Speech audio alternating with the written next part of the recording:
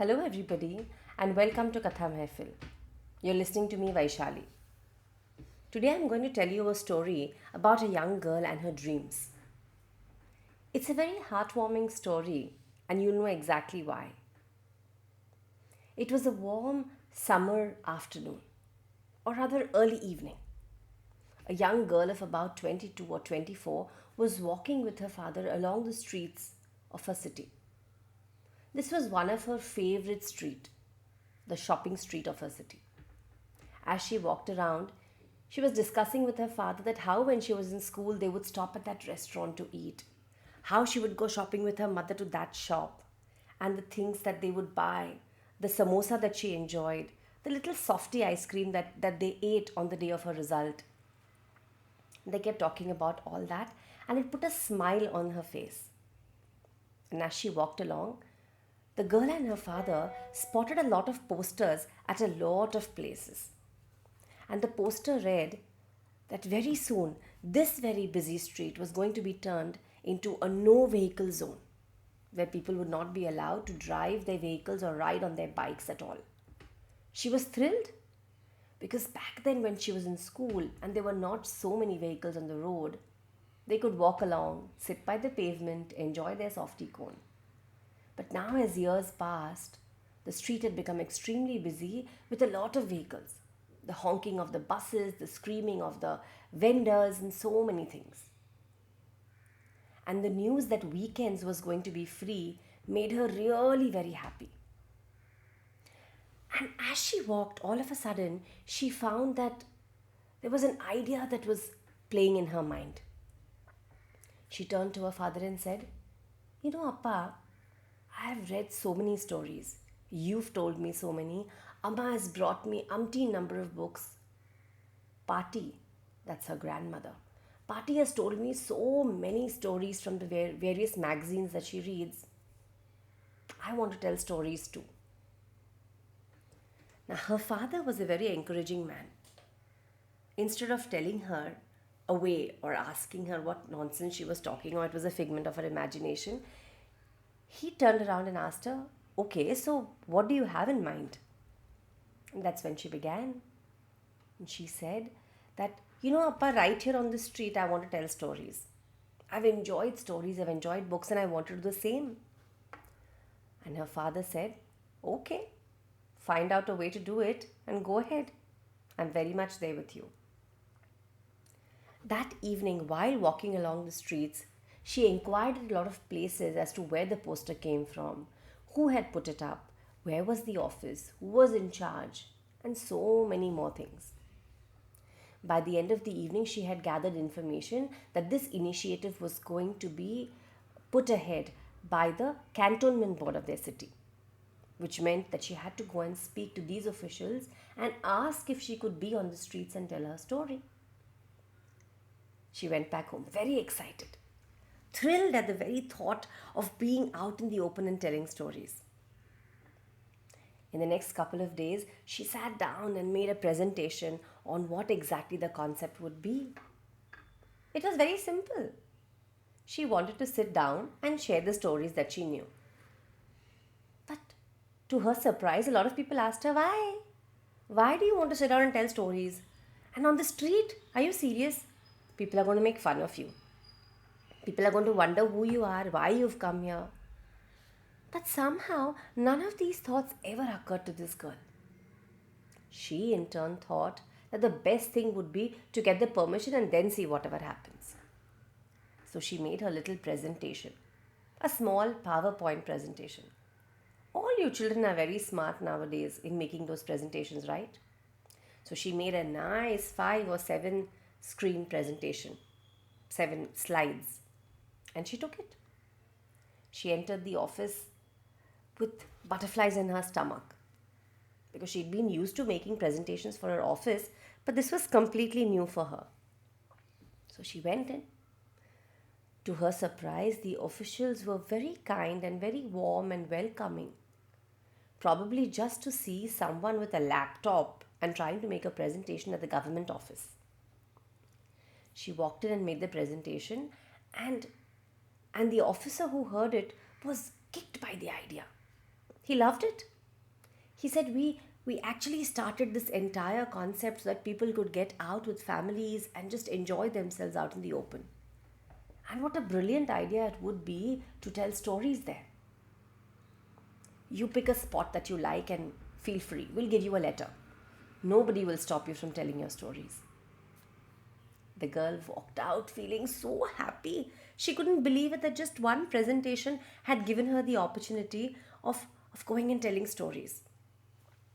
As she walked out, she was in great luck because right there was a press reporter.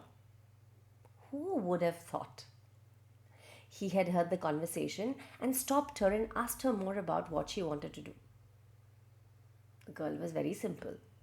She just said, "What do I want to do?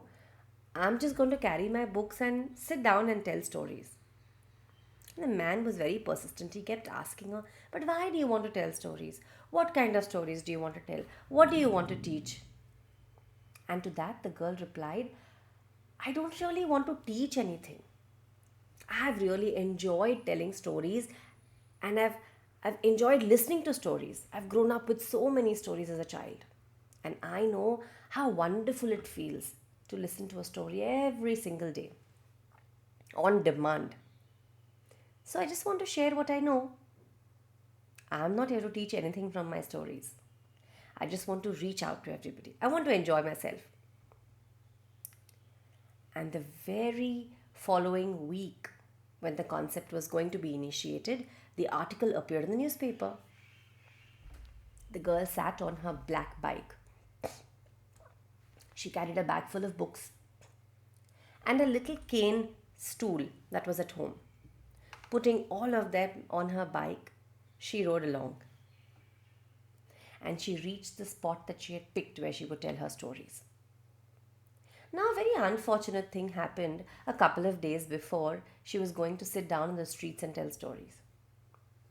She met with an accident and she broke her leg. It was fractured. Everyone stopped her from going and told her that you can take a break. Do it the week after or after a month. The concept is not going anywhere, nor are you. And anyway, who knows who's going to come and listen to your stories?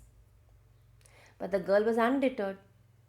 With the blue plaster, she rode the bike and reached the place. Sat down, spread all the books on the carpet that she was carrying, and sat and waited. People walked by, people stared at her, wondered who she was. Some people thought she was a bookseller. Looking at some of the books, they thought maybe she was here to preach something. After some time, the girl picked up a book and she continued reading, blissfully unaware of how people were reacting to her around. Just then, two little children walked up to her and asked, "दीदी, आप क्या कर रहे हो? आप ये किताब बेच रहे हो क्या?" The girl looked up and said, "नहीं बेटा, बेच नहीं रही हूँ. कहानी सुनोगे?" The children were taken aback and said, "आप यहाँ कहानी सुनाओगे हमें?" And she said, "Yes." हाँ, बैठो, सुनोगे? कौन सी वाली सुनाओ? जानवरों वाली या फिर कोई fairy tale? Of course, the girl didn't remember which was the first story she told, but slowly and steadily, 2 became 4, and 4 became 7, 7 became 10, and by the end of the evening, there were 12 children sitting around listening to stories. Who knew? Slowly and steadily, the weekend became a, a regular affair for the girl to sit there and tell her stories. The children kept coming in. New children joined, parents joined, families joined to sit down and listen to the stories. Summer turned into monsoon and it started getting dark very soon. And when it got dark, the streets got dark too. Right across from where she sat was a very big shop which sold very expensive items. The owner of the shop every evening on Saturday and Sunday would watch this girl tell her stories. When he realized it was getting very dark very soon, he walked up to her and offered to give her some light from her shop. And so he did. He provided a floodlight, a big yellow light, which came from his shop and was placed right above her head. And now this girl told stories from 6 in the evening to about 9:30 in the night every Saturday and Sunday. Where did the stories come from? The entire collection was all the stories that she was reading, the stories that she had heard from her parents, from her grandparents, from her uncles, aunts, a diary full of stories. And just before getting onto the streets, she would make a list of 20 stories that she would tell every day, have discussions, distribute books, and children would read it. And thus began her journey. And that journey, my dear children, has continued for 15 years. That journey began in 2006 in the summer, in the month of May, where I sat down telling my stories to unknown groups of children circling around me, picking up the books, browsing through them, turning the pages, talking about it. And it warmed my heart. I didn't want to stop. And I didn't. And now, after 15 years, I started Katha Mehfil with a group of my very dear friends and wonderful storytellers. So different from the time that I had started back then when unknown children sat around me. And today, today, children, is the 500th story of Katha Mehfil since the time we started. And so many of you have been with us from the first day. I wanted to share this story with you because this is how much I love telling stories. It's very different now.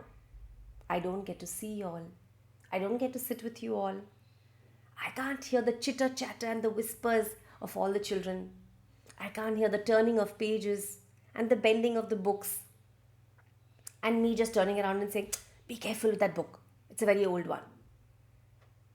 But one thing hasn't changed. My love to gather stories and our love to tell you all of them. Today being the 500th story of Katha Mehfil, I thought that we must share our story with you. Thank you for being a part of us. Thank you for allowing us into your homes in this pandemic when we don't even get to meet each other. And thank you for so patiently waiting every morning for a story to be posted. Thank you for being a multilingual listener. I know many of you were reluctant to listen to a Hindi or Marathi story, पण आत्ता तुम्ही मराठी गोष्टींची वाट पाहता. अब हिंदी आपके घर में नमिता जी की आवाज़ में आप सुनने के लिए बस इंतज़ार करते रहते हो. Piyush uncle has taken you all through nature, introducing you to so many animals, so many birds, and so many stories from his life. Deepa and her stories have brought the Arabian Nights alive for all of you. We had Dola with us for a brief period who brought alive the Greek myths. And now, of course, we have Manasi Taitu with her beautiful Marathi stories. What would Katha Mehfil be without them? And what would Katha Mehfil be without you? Thank you, my dear children. I hope you enjoyed today's story. Remember, it's a real one. And you are all characters in that story who make the story possible. Stay with us, enjoy our stories, and share some with us too. We are more than happy to listen to stories from different storytellers. I'll see you on the other side of Katha Mehfil. I haven't forgotten the stories I'm supposed to tell you tomorrow and the day after, and keep going on telling till we reach the 1,000th story. Bring along your families, ask your friends to join, and be a part of Katha Mehfil. Because we here love to share stories with you. Sending you loads and loads of love. This is me, Vaishali, signing off from Katha Mehfil. Bye.